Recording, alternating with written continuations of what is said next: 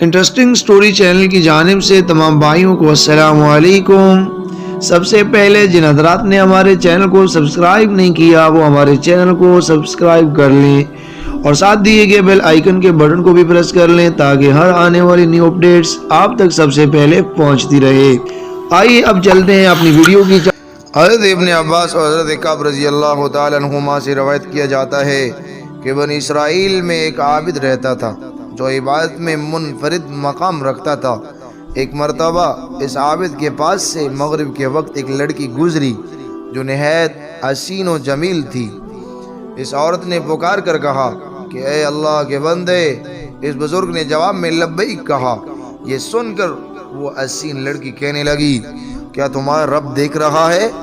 تو اس بزرگ نے جواب دیا کہ اللہ ایک ہے، وہ دلوں کے اسرار سے بھی واقف ہے اور جو قبروں میں ہیں ان کا اٹھانے والا ہے۔ عورت نے یہ سن کر کہنے لگی میرا گھر کافی دور ہے، اس لیے مجھے ایک رات کے لیے اپنے پاس ٹھکانہ دے دو گے؟ بزرگ نے یہ سن کر اس عورت سے کہا اوپر آ جاؤ۔ بس وہ عورت اوپر چڑھ گئی اور اس بزرگ کی خانقاہ میں چلی گئی۔ وہاں پہنچنے کے ساتھ ہی اس عورت نے اپنے جسم کے تمام کپڑے اتار کر پھینک دیے اور ننگی ہو کر کھڑی ہو گئی۔ اس نے عابد کے سامنے اپنا ننگا جسم ظاہر کر دیا۔ یہ منظر دیکھ کر اس بزرگ نے اپنی آنکھیں بند کر لی اور فرمایا تو تباہ ہو جائے، اپنے آپ کو ڈانپ لے۔ یہ سن کر عورت نے جواب دیا تیرا کیا جاتا ہے، تو آج رات مجھ سے فائدہ اٹھا لے۔ بزرگ نے یہ سن کر اپنے نفس سے مخاطب ہو کر کہا اے نفس تو کیا چاہتا ہے؟ تو جواب میں نفس کہنے لگا اللہ کی قسم میں تو ضرور فائدہ اٹھاؤں گا۔ یہ سن کر بزرگ نفس سے مخاطب ہو کر کہنے لگا تو تباہ و برباد ہو جائے کمینے، تو دوزخ کے کپڑے مانگتا ہے، دوزخ کی آگ میں جلنا چاہتا ہے، میری عرصہ دراز کی عبادت کو ضائع کرنا چاہتا ہے۔ پھر کہنے لگا ہاں اور بھی سن، زانی کی بخشش نہیں ہوگی اور وہ دردناک عذاب میں ہوگا۔ میں ڈرتا ہوں اس بات سے کہ اللہ تعالیٰ مجھ سے کہیں ایسا ناراض نہ ہو جائے کہ پھر کبھی راضی نہ ہو۔ لیکن اس بزرگ کے نفس نے اس کو اس لڑکی کے متعلق خوب بہکایا، تو بزرگ نے اپنے نفس سے مخاطب ہو کر کہا میں تیرے سامنے دنیا کی چھوٹی سی آگ پیش کرتا ہوں، اگر تو اس کو برداشت کر گیا تو میں تیری بات مان کر اس رات اس لڑکی سے نفع حاصل کر لوں گا۔ حضرت کعب بن احبار رضی اللہ تعالیٰ عنہ فرماتے ہیں کہ اس بزرگ نے یہ کہنے کے بعد دیوے کو تیل سے بھر دیا۔ جب دیوے کی بتی جلنے لگی تو اس بزرگ نے اپنا ہاتھ دیوے کی آگ پر رکھ دیا۔ وہ آگ دیوے کی بتی کو تو جلا رہی تھی لیکن اس بزرگ کا ہاتھ نہیں جل رہا تھا۔ یہ دیکھ کر بزرگ نے جلال میں آ کر آگ کو مخاطب کر کے کہا تو اس نافرمان کے ہاتھ کو جلاتی کیوں نہیں؟ بزرگ کے کہنے کی دیر تھی کہ آگ اس کا انگوٹھا کھا گئی، یعنی جل گیا، پھر اس کی انگلیاں کھا گئی، پھر اس کا ہاتھ کھا گئی۔ یہ منظر دیکھ کر لڑکی نے زوردار چیخ ماری اور دنیا سے کوچ کر گئی۔ بزرگ یہ منظر دیکھ کر دنگ رہ گیا۔ پھر اس بزرگ نے اس لڑکی کے جسم کو اس کے کپڑوں سے ڈھانپ دیا۔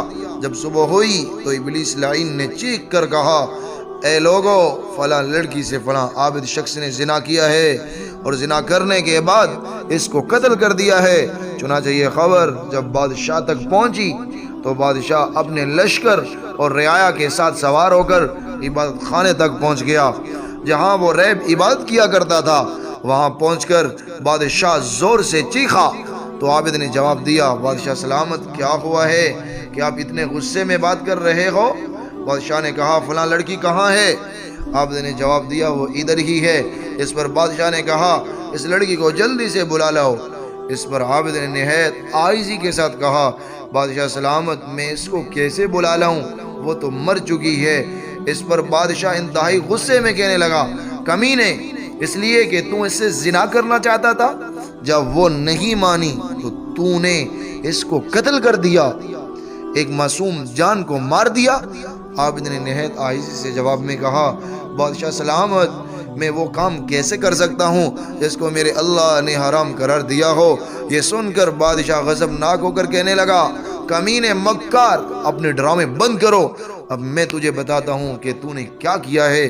بادشاہ نے عابد کی گردن پر زنجیر ڈال کر اسے گھسیٹنے لگا اور لڑکی کی بھی لاش کو وہاں سے اٹھا لیا گیا اور عبادت خانے کو گرا دیا گیا۔ اس وقت کے لوگوں کا دستور تھا کہ زانی کو آرے کے ساتھ چیر دیا کرتے تھے۔ عابد کا ہاتھ تو رات کے واقعہ میں جل گیا تھا، اسے عابد نے اپنی آستین میں چھپایا ہوا تھا اور وہ اب بھی واقعہ کی حقیقت کسی کو نہیں بتانا چاہتا تھا۔ آخر کار آرے کو عابد کے سر پر رکھا گیا اور جلادوں کو حکم دیا گیا کہ آرا چلا دو۔ حکم ملتے ہی جلادوں نے تعمیل حکم بجا لاتے ہوئے آرے کو چلا دیا۔ جب آرا عابد کے دماغ تک پہنچا تو عابد کی آہ نکل گئی۔ اللہ تعالیٰ نے جبریل علیہ السلام کے توسط سے اس عابد کی طرف پیغام بھیجا کہ اس کو کہو کچھ نہ بولے، میں تیرا صبر دیکھنا چاہتا ہوں۔ اس کی آہ اور صدمے نے میرے عرش کو ہلا دیا ہے اور میرے عرش برداروں کو اور میرے آسمان کے مکینوں کو رولا دیا ہے۔ مجھے میرے غلبے اور جلال کی قسم، اگر اس نے دوسری مرتبہ آہ نکالی تو میں آسمانوں کو زمین پر گرا دوں گا۔ چنانچہ اس عابد نے دوسری مرتبہ تو آہ نہیں نکالی اور نہ ہی کوئی بات بتائی، حتیٰ کہ اس کے جسم کے 2 ٹکڑے کر دیے گئے اور وہ اسی حالت میں دنیا سے انتقال کر گیا۔ چنانچہ جب وہ فوت ہو گیا تو اللہ تعالیٰ نے اس مردہ لڑکی میں روح ڈالی، تو اس لڑکی نے لوگوں سے مخاطب ہو کر کہا، لوگو تم نے اس بیچارے پر ظلم کیا ہے، اللہ کی قسم یہ مظلوم ہو کر فوت ہوا ہے، اس نے گناہ نہیں کیا تھا اور میں ابھی تک کنواری ہوں۔ اس کے بعد اس لڑکی نے گزشتہ رات کا سارا واقعہ لوگوں کے سامنے نقل کیا، تو یہ سن کر جب لوگوں نے اس کا ہاتھ نکالا تو جیسے لڑکی نے بتایا تھا ویسے ہی جلا ہوا تھا۔ یہ دیکھ کر لوگ کہنے لگے کہ اگر ہمیں علم ہوتا کہ اصل حقیقت کیا ہے تو ہم کبھی بھی اس کے جسم کو نہ چھیڑتے۔